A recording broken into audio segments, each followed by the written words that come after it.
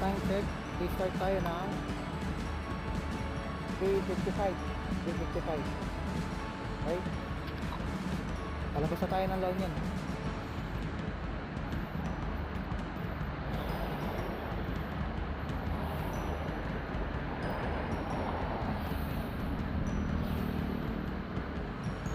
So, time check tayo sa speedometer.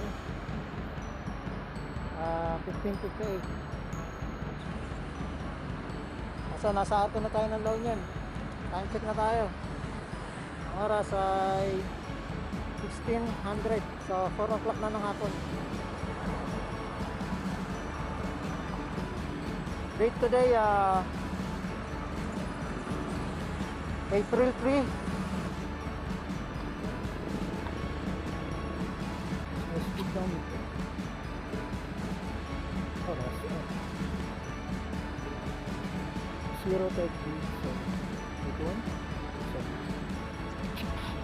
Time check, 0:40 na.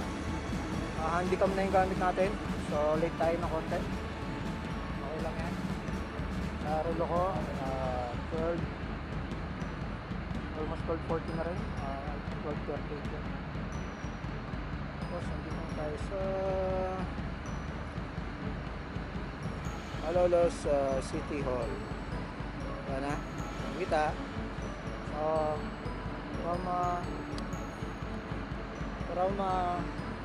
La Union Arc, mulis tayo ng 4 o'clock ng hapon sa La Union Arc. So yung ating landmark. Tapos dito naman Malolos City. So magawa natin yung almost 8 hours. Kasi ano to, nasa lagi na tayo ng Malolos. Okay, dati ginawa natin ng 10 oras. Bawas tayo ng 2 oras, grabe. Hindi ako makapaniwala. Break natin ulit yung 8 hours La Union to Malolos. Okay, so punta naman tayo sa monumento. Breakin natin yung 1 hour and a half. Okay, taas na lang doon. 2:51 na.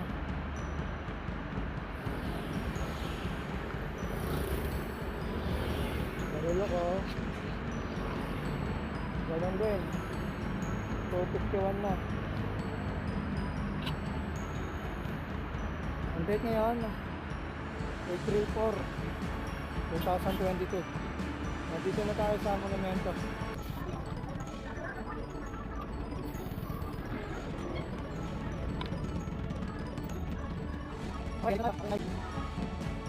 Okay, andito na tayo.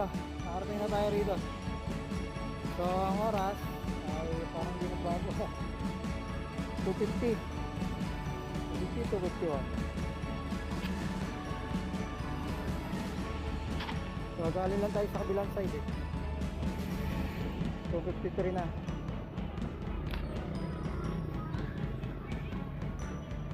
So kanina medyo kumirot yung pa ako, kaya nagpahinga muna tayo saglit doon, no? Malapit sa Valenzuela. So kanina nahirapan akong pumadyak kasi nagdating natin ng Valenzuela, napasok ng Valenzuela, napilayan ako, kaya bumagal tayo. Sayang yung bilis natin dun sa Malolos, oh. Hataw na hataw pa man din ako, kaya nakawalang natin ng 8 oras yung biyahe sa Malolos galing ng La Union Arc. Ulis tayo ng La Union ng alas 4. Tapos dumating tayo dito ng Malolos ano oras yan?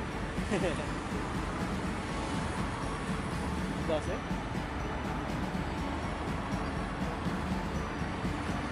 Ano? 8 hours lang.